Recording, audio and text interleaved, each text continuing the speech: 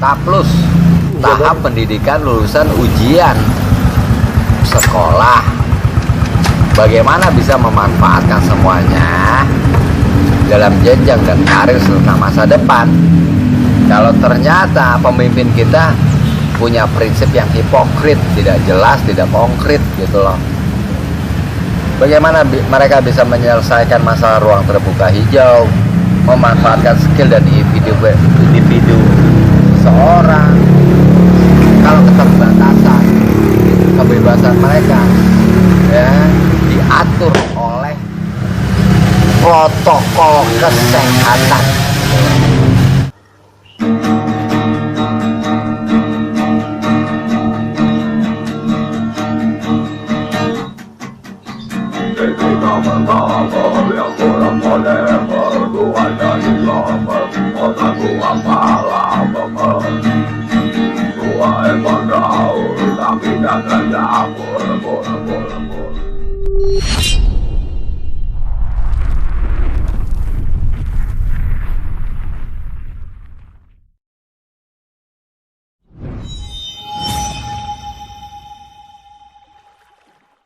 Tutwuri Handayani, ciptakan kecerdasan untuk bangsa, terutama jadikan putra-putri Indonesia sebagai perisai bangsa yang beredukatif agar dapat bisa bersaing secara global, secara modernisasi, secara internasional, dan secara terhormat.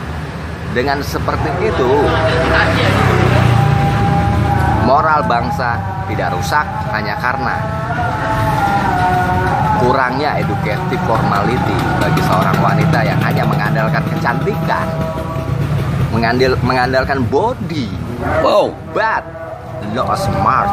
To go to a school can have educative. Tidak mendidik ya? No.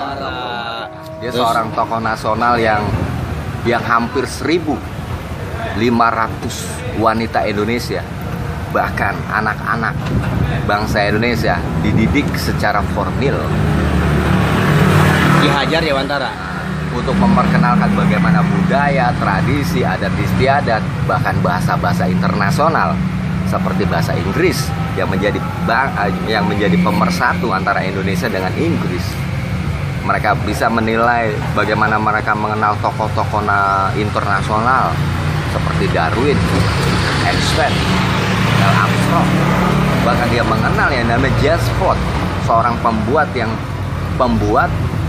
pencetus berideologis tinggi. Dia bisa menciptakan yang namanya light commuter.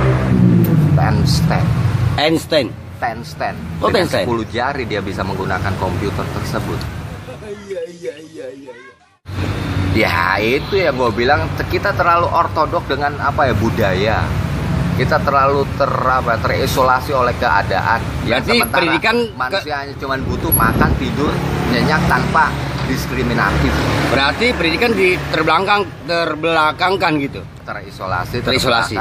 Bahkan terbodohi hanya karena perkembangan industri teknologi canggih sudah menguasai otak manusia, bukan lagi menjadi otak robot, tapi otak-otak yang dicuci hanya untuk sebuah kepentingan dan ambisi seseorang yang berkuasa di atas dunia.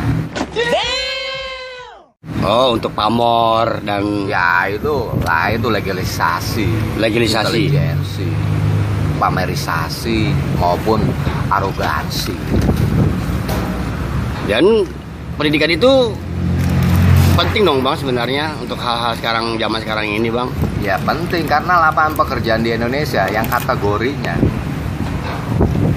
sangat bonafit untuk mereka yang mengecam pendidikan tinggi, mereka bisa ditempatkan dalam pekerjaan yang terhormat, bahkan bisa diberikan kedudukan yang sangat layak. Seberapa pentingkah pendidikan? Pendidikan 95% adalah tujuan utama untuk menciptakan kecerdasan. 5%-nya bagaimana manusia punya niat, semangat, bahkan kemauan dan cita-cita yang tinggi untuk membeli segala impiannya di dalam persaingan dan efektivitas dalam pergaulan, dalam konektivitas. Mereka butuh yang namanya wawasan, butuh yang namanya edukatif, mereka perlu namanya pengetahuan, mereka butuh yang namanya pendidikan secara mendasar. Bukan secara global ya bang ya? Mendasar dulu. Oh mendasar. Step by step to walking to a number one, to the best of the best. Dari dasar bang stepnya? Any a principle LGBT, learning, government, best and trust. Setelah dasar bang? Ya udah, tinggal dikembangin. Jenjangnya lebih, levelnya lebih tinggi, jenjangnya lebih bergengsi untuk mereka bisa masuk ke dalam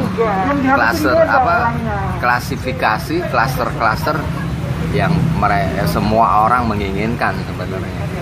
Seberapa penting bang di era globalisasi ini pendidikan itu berperan? Buktinya pembangunan sangat merata. Pembangunan juga sangat merata. Pendidikan di mana-mana juga sangat mengglobal. Mereka bisa mengenyam pendidikan meskipun biaya mahal. Bang.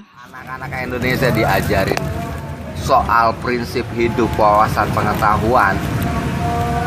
Ya, bukan seperti itu.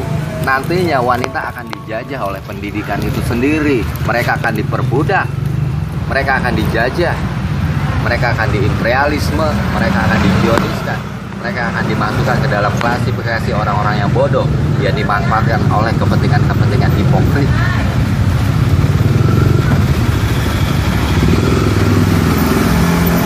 I believe I can soar. I see the running to an open door. I believe I can fly. Oh, I believe I can fly. Sehat, pengetahuan dibanyakin, wawasan diluasin. Kalau bisa, jadilah seorang kopi cook. Belajarlah sebanyak-banyaknya. Sama enak ya dok ya. Yang F. Semulemus Skip P3. Itu adalah studi manajemen usaha lab ekonomi atau lab ekonomos. Murid siswa ada di sekolah kejuruan ilmu pendidikan yang memiliki 3 basis: farmasi, perhotelan, pariwisata. fungsinya bang? Masing-masing punya jenjang program. Jenjang program 4: bimbel, tabel, wabel, gembel. Itu berperannya bang di pendidikan apa tuh bang? Ya mereka bisa bekerja sama secara internasional, mereka bisa dapat beasiswa, mereka bisa dapat biaya negeri, mereka bisa dapat konvensional, mereka bisa bertukaran pelajar melalui donation Antar bangsa. Unilab. Berarti mendunia bang ya? Mendunia.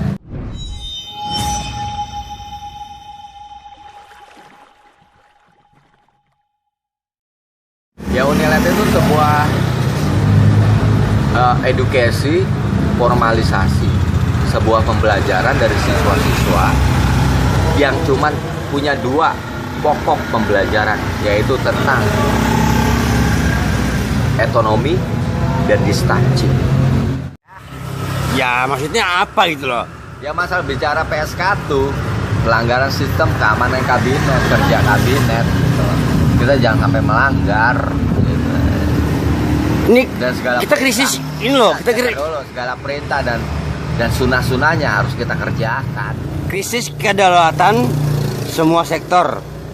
Itu maksudnya bisa ditanggulangi dengan yang namanya dana budgeter.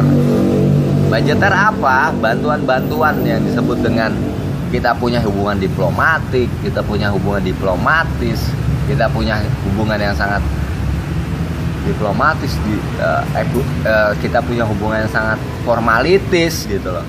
Itu jangan pernah not forget you any a mix ekonomi, bisnis, politik to a continue to how you see to about you have a prinsip politik. Okay. Kita punya banyak sekali ya. Kita punya teknologi, kita punya yang namanya sineas, kita punya art, Kita punya seni, kita punya jiwa, kita punya kreativitas, kita punya inovator, kita punya innovation, kita punya segalanya. But we must see the world how you do it. To one man, the man to a trust.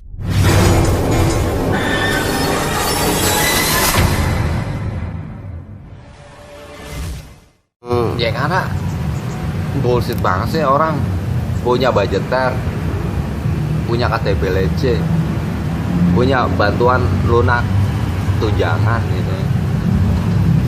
Kita punya yang namanya dana kesejahteraan, kita punya yang namanya kompensasi, kita punya yang namanya sembako, kita punya yang namanya hak sebagai warga negara Indonesia, tapi tidak bisa memilikinya. Itu ya diprotes semua orang, karena privasi seseorang dibatasi oleh pasal undang-undang hukum yang tidak jelas.